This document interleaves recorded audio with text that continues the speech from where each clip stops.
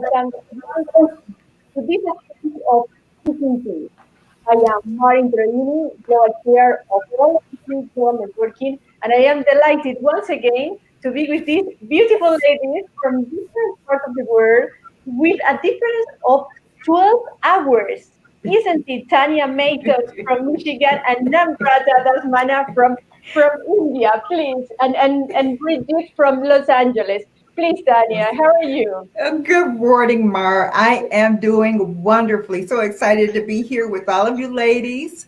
I am Tanya Mattox from Michigan. I am a certified life coach and certified etiquette professional, and I'm loving the discussion on Bridget's book, Finding Peace. It's really appropriate, and we're learning a lot.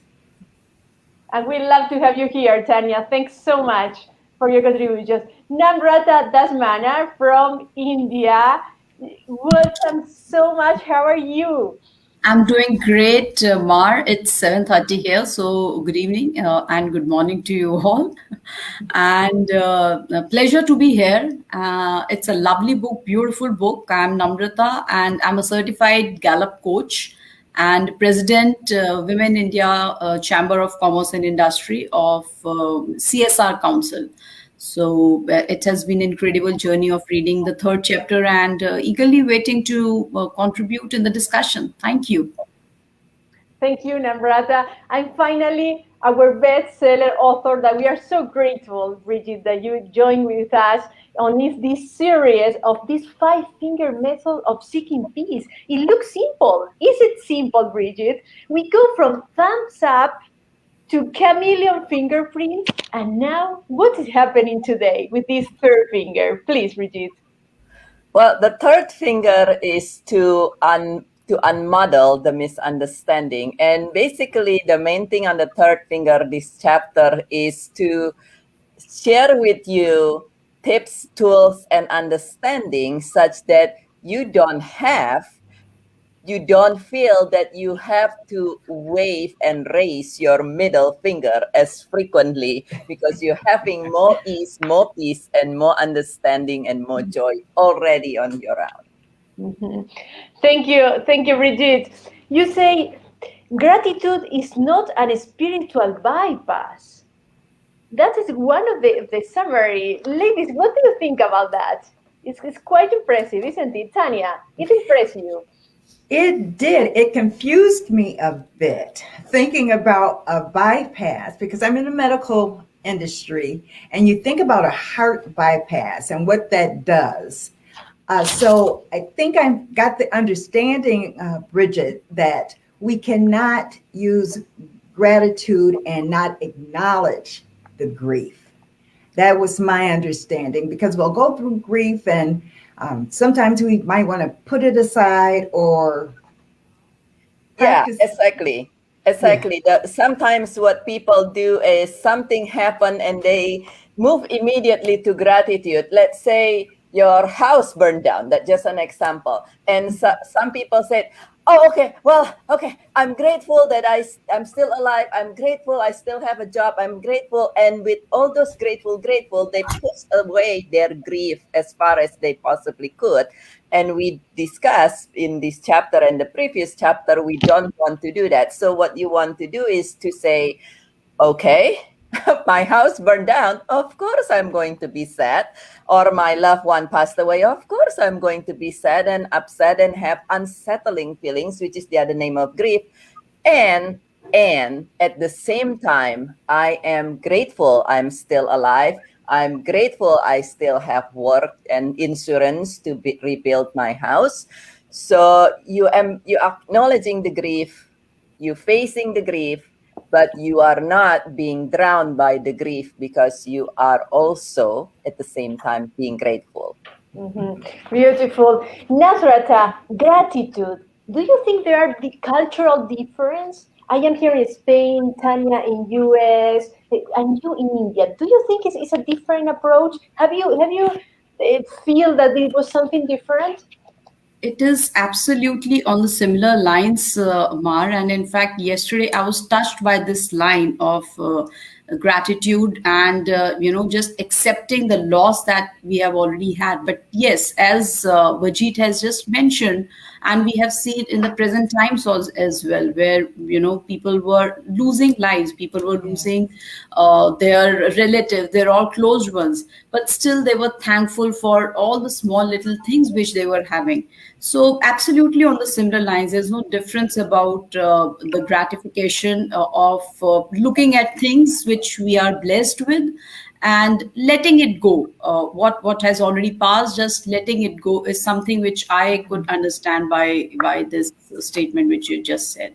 And I was really touched by the hung by the strings of two G's, which is guilt and grief.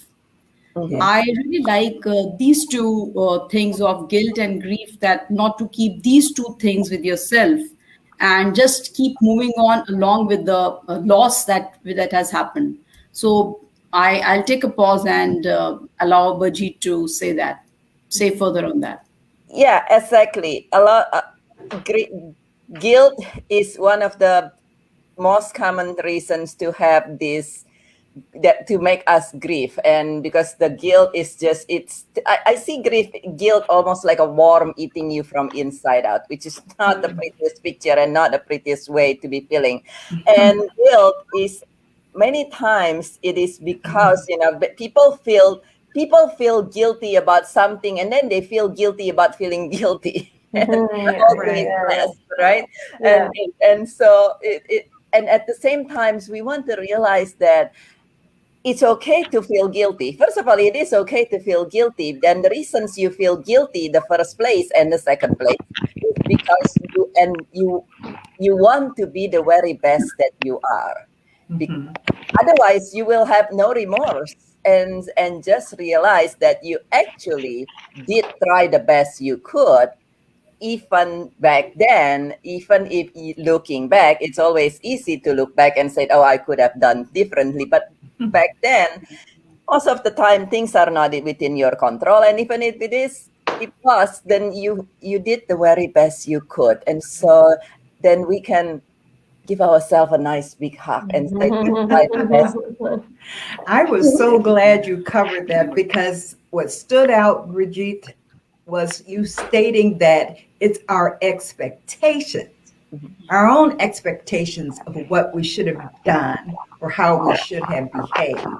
And we have to let go of that. That was so very eye-opening for me on the whole guilt platform and the thought of guilt.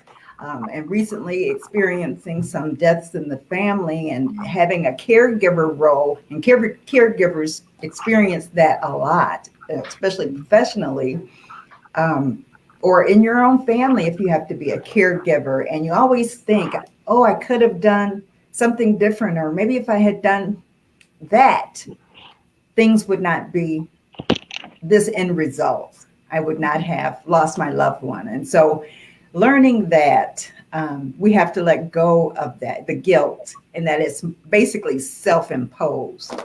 I really appreciated that.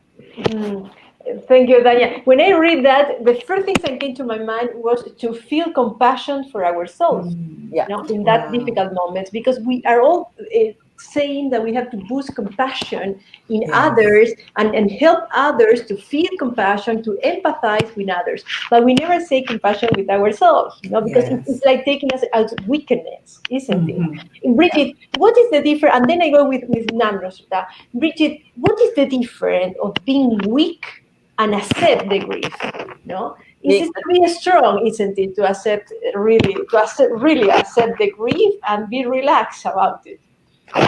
Well, being weak, this is something that's funny. Not wanting to accepting something is actually more of a sign of weakness. So being relaxed to yourself, being accepting yourself is not a sign of weakness. Sometimes it is easier to be in denial of something, and so that actually is a way of if you want to say weakness, to run away from something is sometimes easier than accepting something, then facing it and say, okay, I did this, and therefore I'm going to embrace myself and say, I wish I have done something differently, but I did the best I could, and so now I am standing here facing it and embracing it, and that takes a lot of strength.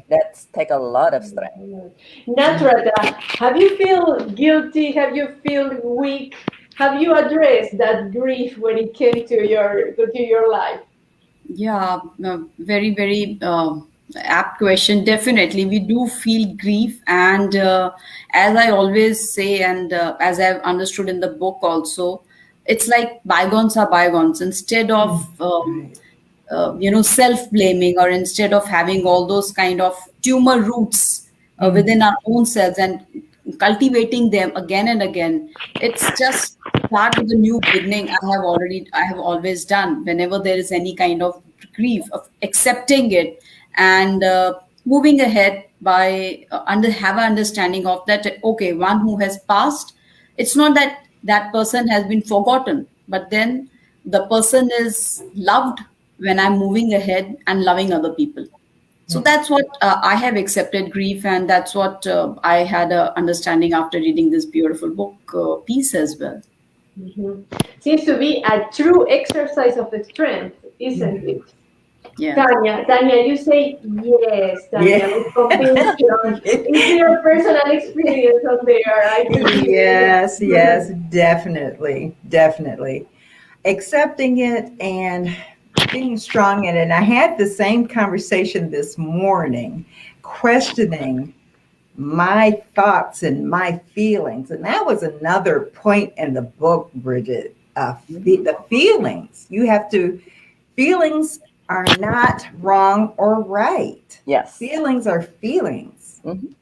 And we have to separate the conversation of the language of saying, I thought this, and look at your situation and your thought processes. And was it the thinking, or are you feeling? So I really like the exercise of replacing the word I thought with I feel. And if that in a sentence results the same, then you know that it's a feeling and not a thought. And because, like you say in the book, Bridget, we can get all muddled in our minds and just keep traveling the same road of that grief and that pain and not get off. Yeah, that's why the third chapter is called Muddle in the Middle, because if you continue mixing your thoughts and your feelings and all these things that happen in the past and in the now and in the future, then you basically trap in the middle of a maze of this whole thing. And many people, like you said, we are not, and the books show how to do this. We're not even aware what is feeling and what is our thought. And our thoughts tend to run about 100 million miles a minute, and so many times influenced by everything out there. And so you think you're feeling something when you're thinking something, and then you go into this rabbit hole of even more confusions, which we don't want you to do that. Seeking peace is for you to feel more at ease and confidence as you travel through changes and challenges. And so that's what we want. Bridget, in general, we don't try to use a method. We try just to keep busy, and let pass the time. And you say very clearly here, you stated here, passing time and staying busy do not heal. Do not heal. What do you think, Namrata? Do not heal. What is your experience? What do you think about that? Absolutely. You could be against Bridget. Don't worry to say, no, I disagree.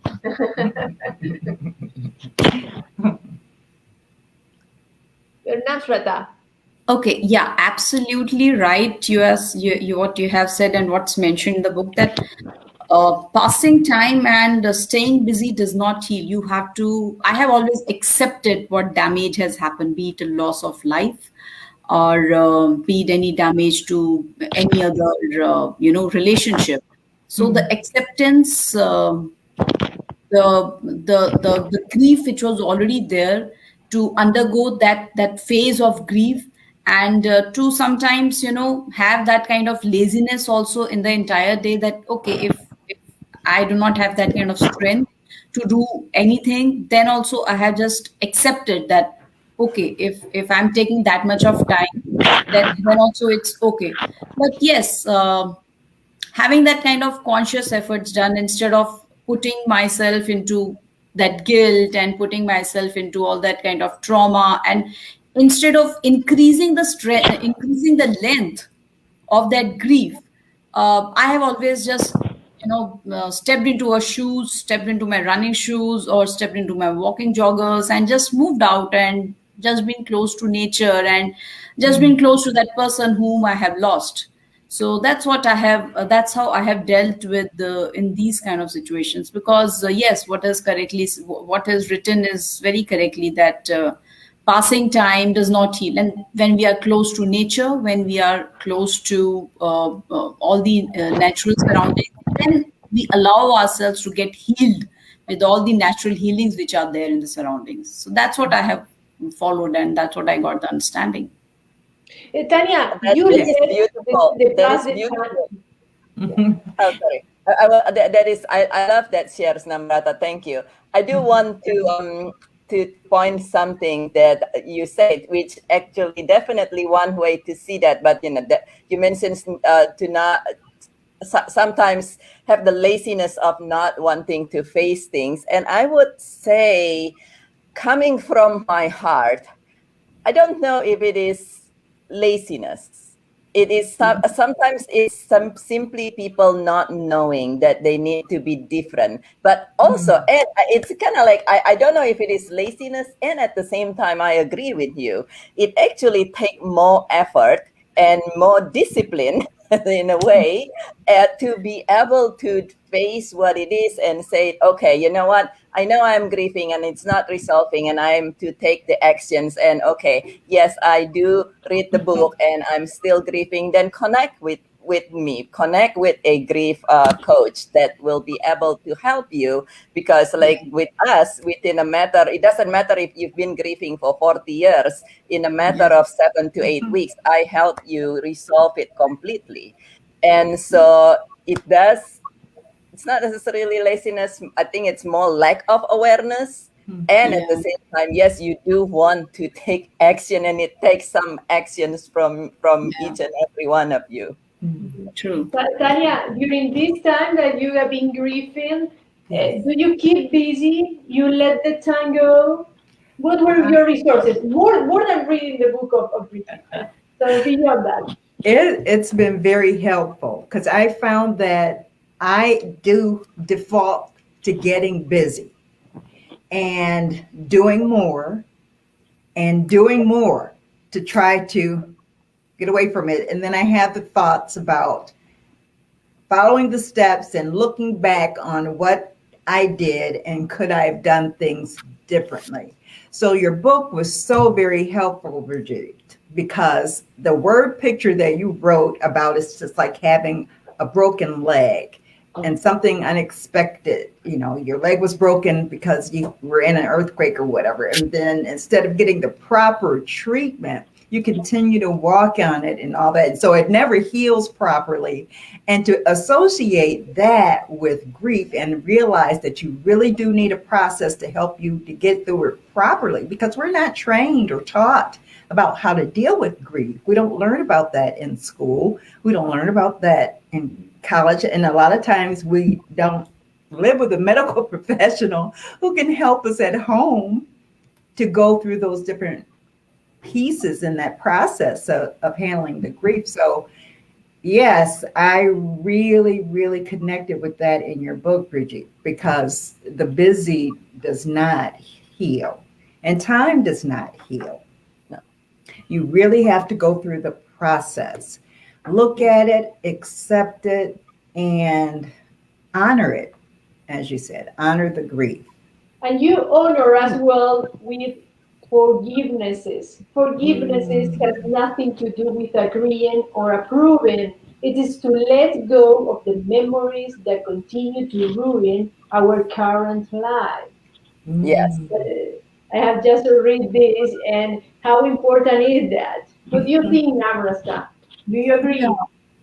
Absolutely, absolutely. What is written about the forgiveness is, as I said, that forgiving is very important because if you do not forgive, it keeps getting rooted and it keeps getting converted into tumor, as written in the book. And I could really relate to it because.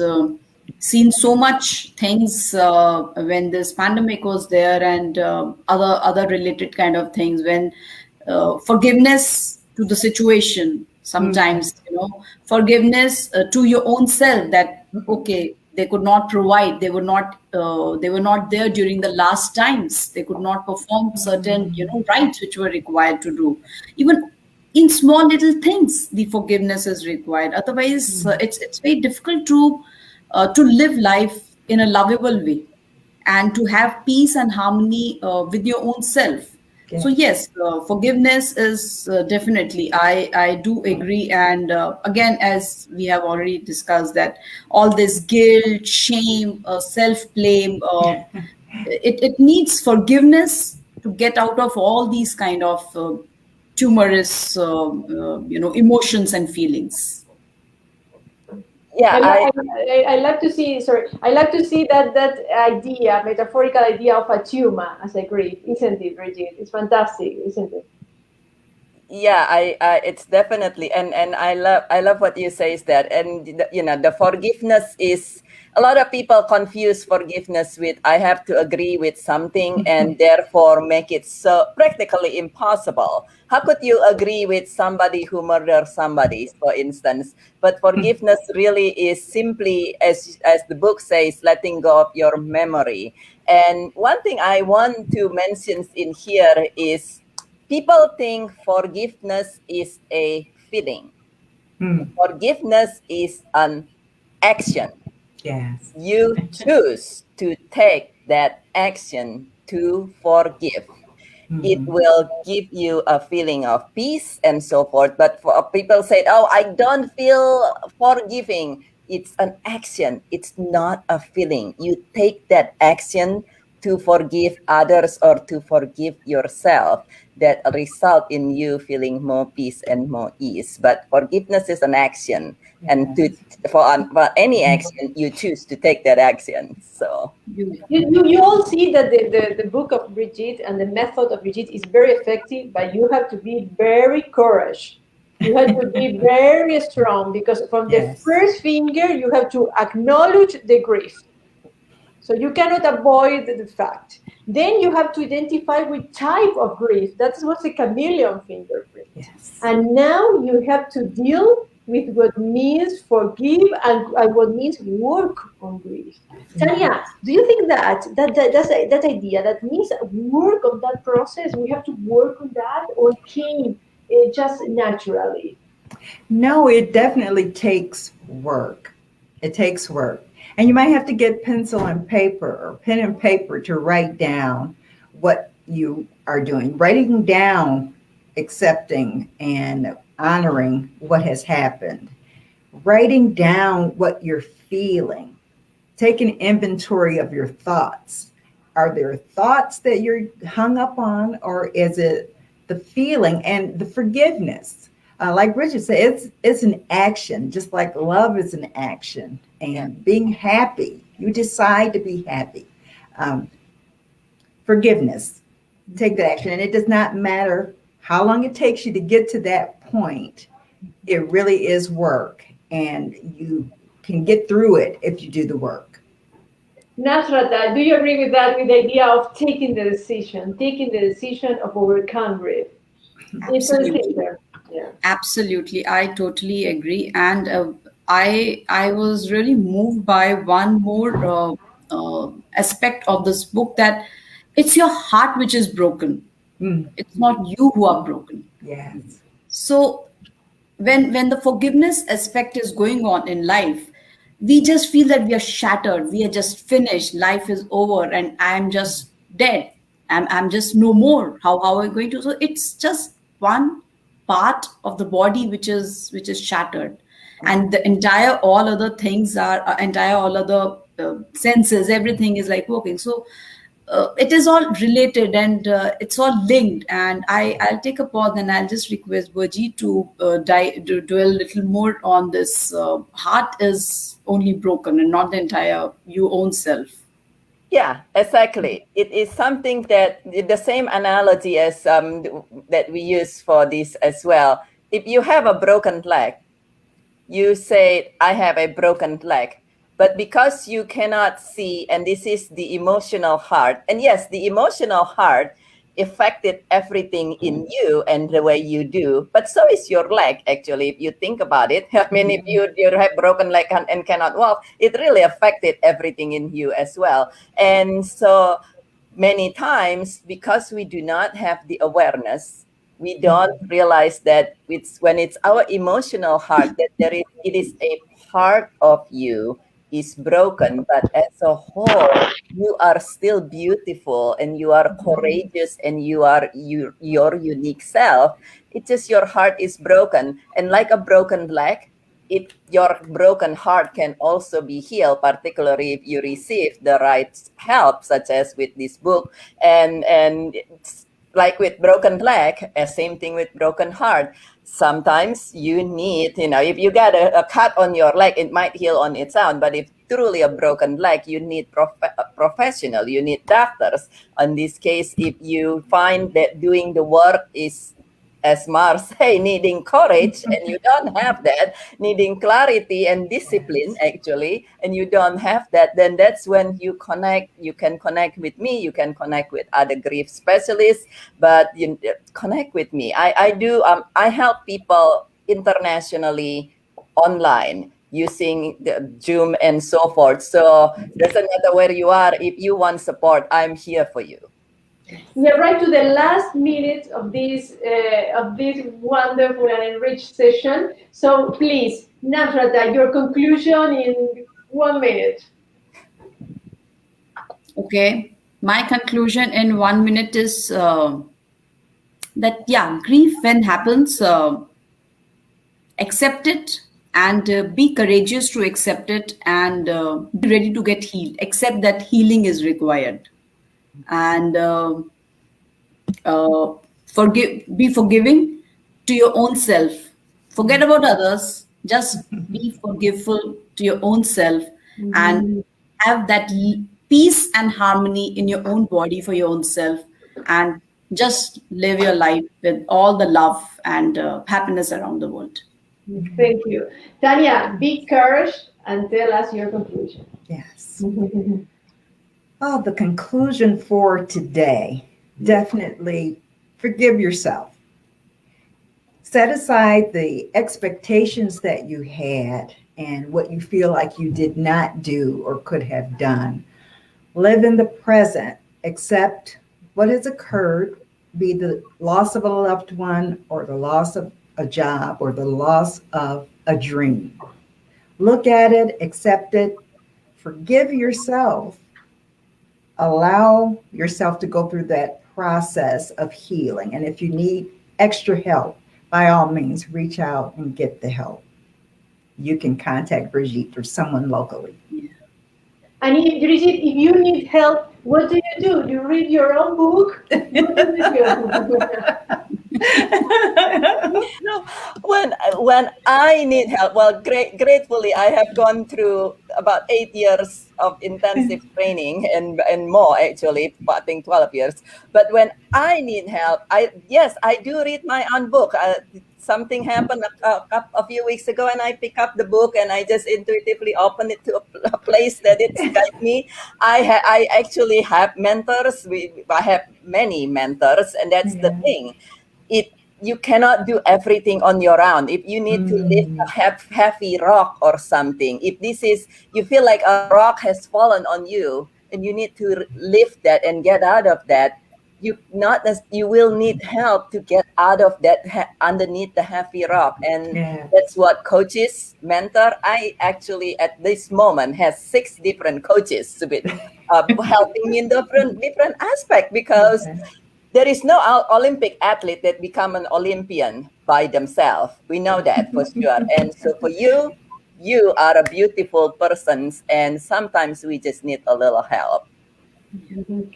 To accept that we need help, isn't it, Bridget? To be humble, to accept that we need help, and to remember that you are not broken. You have just a broken heart. Yeah.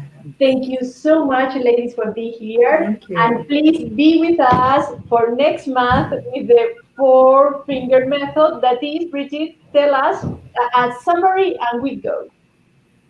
The 4th finger for next month is something called forward fortitude. And that and what it is, you're going to find out next month. Yes. Bye, ladies. Good morning. Good night. Bye. Bye. Bye. Good night. Bye, Namrata. Bye, Prashid. Bye. Bye-bye.